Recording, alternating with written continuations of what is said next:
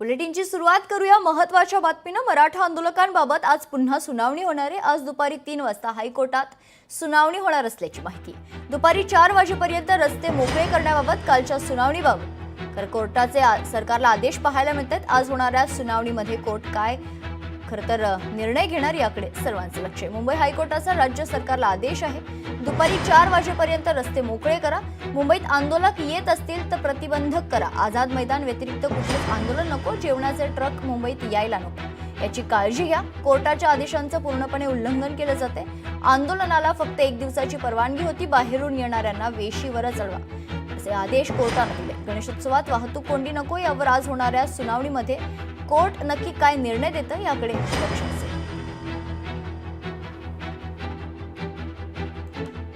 या संदर्भात सविस्तर माहिती जाणून घेऊयात। आमच्या प्रतिनिधी भाग्यश्री प्रधान आपल्या सोबत जोडल्या जात आहेत। भाग्यश्री, काय सविस्तर माहिती?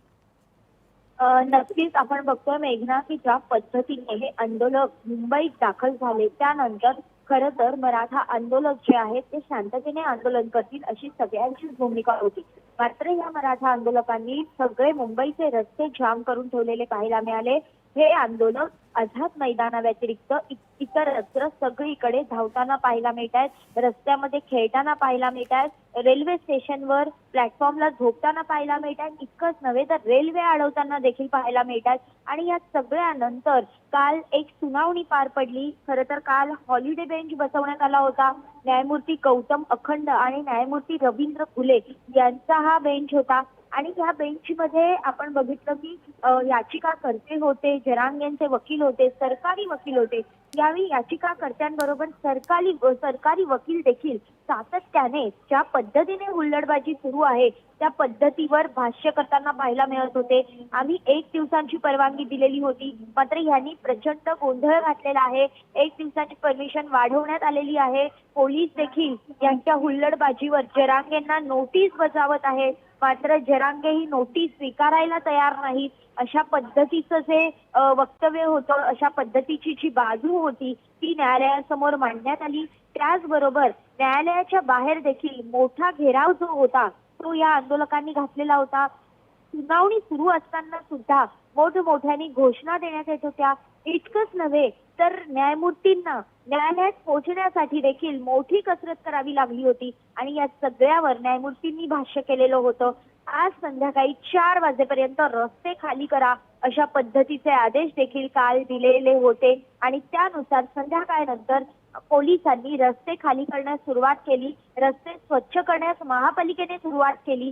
त्यामुळे एकंदरीतच आजची परिस्थिती कशी असणार आहे, आज नेमके आंदोलक किती आंदोलन तीव्र करतायत, त्याचबरोबर कसा गोंधळ घालतायत, पुन्हा रस्त्यावर उतरतायत का? कारण काल एक महत्वाची गोष्ट घडली जी जहांगीर आर्ट गॅलरीमध्ये देखील घडली।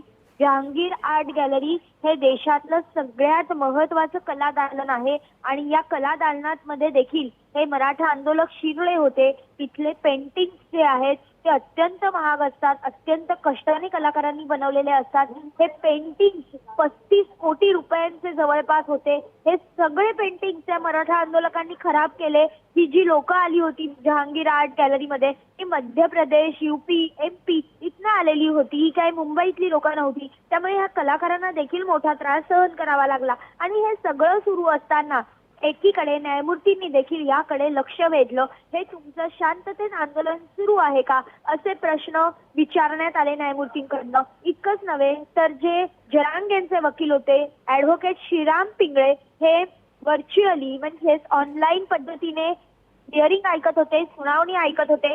यावेळी त्यांना देखील न्यायमूर्तींनी प्रश्न विचारला की तुम्ही जबाबदारी घेणार का ह्या सगळ्यावर? त्यावर त्यांनी असं सांगितलं की आम्हाला खायला देत नाहीयेत, आम्हाला शौचालय BMCने दिलेली नाही, अशा पद्धतीची बाजू त्यांनी मांडली। मात्र एकंदरीत जर बघितलं तर आम्हाला वानखेडे आणि बेब्रॉन स्टेडियम ओपन करून द्या अशी देखील मागणी त्यावेळी त्यांनी केली। न्यायमूर्तींनी त्यावर देखील त्यांना खर्चावलेलं पाहायला मिळालं की इथेच तुम्हाला आंदोलन नीट करता येत नाहीये तर तुम्ही बेब्रॉन आणि वानखेडे हे स्टेडियम जे आहेत ते आयकॉनिक स्टेडियम आहेत, या आयकॉनिक स्टेडियमची तुम्ही काय हालत कराल आणि ती उघडून दिल्यानंतर तुम्ही त्याची जबाबदारी घेणार का मिस्टर श्रीराम पिंगळे असा सवाल देखील मिस्टर श्रीराम पिंगळे ऍडव्होकेट यांना केलेला पाहायला मिळाला. मात्र श्रीराम पिंगळे यांनी देखील बाजू घेताना डिप्लोमॅटिक पद्धतीने बाजू घेतली अशा पद्धतीचा आरोप देखील न्यायमूर्तींनी केलेला पाहायला मिळाला. एकंदरीतच ही जी सुनावणी होती ती जवळपास 1.5 ते पावणे 2 तास काल कोर्टात चालली आणि या सगळ्यानंतर जो आदेश आज दिलेला आहे त्याचं पालन होतंय का यावर देखील न्यायमूर्ती आज लक्ष ठेवून असतील यात काही शंका नाही. आणि त्यानंतरच आजचा निर्णय घेण्यात येईल. मेघना, आज नेमका काय निर्णय होतोय, वकील गुणरत्न सदावर्ते नेमकं काय बाजू मांडतायत हे देखील महत्वाचं आहे. कारण काल स्वतः गुणरत्न सदावर्तेंनी देखील कोर्टात बाजू मांडली होती. वीरेंद्र सराफ होते महाधिवक्ते जे सरकारकडनं बोलत होते. त्यामुळे एकंदरीतच आज ह्या सगळ्यावर कसा कंट्रोल आहे आणि हे सगळं आज कसं खाली होत आहेत, रस्ते कसे खाली होत आहेत, स्वच्छता आहे की नाही, हुल्लडबाजी थांबली आहे की नाही, हे सगळं बघून आज न्यायमूर्ती रेग्युलर बेंचचे जे न्यायमूर्ती असतील रवींद्र घुले हे काल हॉलिडे बेंच होता, आज रेग्युलर बेंच असेल कारण आजपासून कोर्ट सुरू होत आहे. त्यामुळे रेग्युलर बेंचमध्ये याची काय नेमका निकाल येतो हे सगळं बघणं आज खूप महत्वाचं असणार आहे. मेघना, निश्चित भाग्यश्री, खरं तर एक महत्त्वाची बातमी समोर येते त्या संदर्भात देखील तुझ्याकडून जाणून घ्यायचे. जरांगे आंदोलन प्रकरणात न्यायालयाच्या आदेशाची प्रत लोकशाही मराठीच्या हाती लागली आहे आणि या आदेशात कोर्टानं मनोज जरांगे आणि वीरेंद्र पवार यांनी उच्च न्यायालयाच्या आदेशाचा भंग केल्याचं म्हटलंय. या संदर्भात भाग्यश्री. नक्कीच मेघना, त्यांना नोटीस देण्यात आलेली आहे. त्यांना नोटीस बजावा अशा पद्धतीच्या सूचना देण्यात आलेल्या आहेत.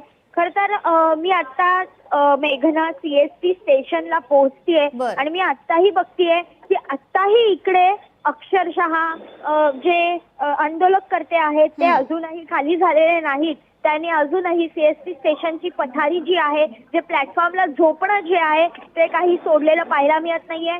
तसं महत्वाचं कारण ज्या पद्धतीने न्यायमूर्तींनी सांगितलंय मेघना की आजच्या आज ताबडतोब रस्ते आणि CST स्टेशन खाली झालं पाहिजे, पण त्यासाठी प्रचंड गर्दी आहे आणि त्यासाठी पोलिसांना देखील कारवाईचे आदेश जे आहेत ते न्यायमूर्तींनी काल डायरेक्टली रस्ते खाली करा म्हणून सांगितलं होतं. मात्र डायरेक्टली जर बघितलं तर पोलिसांनी देखील सामंजस्याची भूमिका घेतलेली पाहायला मिळाली होती. त्यामुळे कुठल्याही पद्धतीत आक्रमक पवित्रा पोलिसांनी घेतलेला नव्हता. त्यामुळे रस्त्यांवरच्या ज्या गाड्या होत्या त्या खाली झालेल्या पाहायला मिळतात. मात्र जी लोक आहेत ती अजूनही CST स्थानकात झोपलेली पाहायला मिळत आहेत. त्यामुळे एकंदरीत ज्या पद्धतीने न्यायमूर्तींनी सांगितलं की जसं तुम्ही म्हणालात मेघना की वीरेंद्र पवार आणि जरांगेंना नोटीस बजवायला सांगितलेली आहे, याचं महत्वाचं कारणच ते आहे की 5,000 इतकेच लोक तुम्ही इकडे आणा, त्याच्यापेक्षा अधिक लोक इथे येता कामा नयेत असं न्यायालयाने सांगितलेलं होतं, असं पोलिसांनी देखील नियमात सांगितलं होतं. आणि जरांगेंनी तसं हमीपत्र देखील दिलेलं होतं पोलिसांना. मग जर तुम्ही हमीपत्र देता, कायदेशीर पत्रिका जर तुम्ही पत्रातनं सही करून तुमच्या सही सकट जेव्हा ते तुम्ही सरकार दरबारी जमा करता त्यावेळेला तुम्हाला ते कायदा सुव्यवस्थेचं पालन करणं गरजेचं असतं. त्यानुसार आपण जर बघितलं तर 5,000 होऊन अधिक लोक. निश्चित भाग्यश्री, एकंदरीतच मनोज जरांगे पाटील आणि मराठा आंदोलकांच्या वतीनं कुठेतरी हायकोर्टाच्या निर्णयाचं उल्लंघन केल्याचं पाहायला मिळतं. तुर्तास धन्यवाद तू दिलेल्या सविस्तर माहितीसाठी.